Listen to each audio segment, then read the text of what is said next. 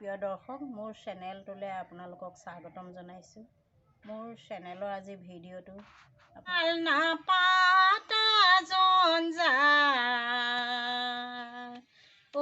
ৰুক্মিণী হৰিবে লাগি আহিছে গোপাল,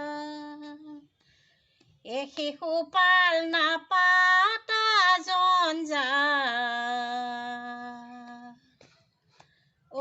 ৰুক্মিণী হৰিবে লাগি আহিছে গোপাল, হে ৰাম্বা নাই বতাহ নাই কদম কেনে হালে,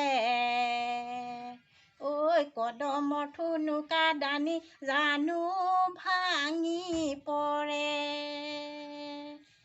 এই শিশুপাল নাপাতা জঞ্জাল,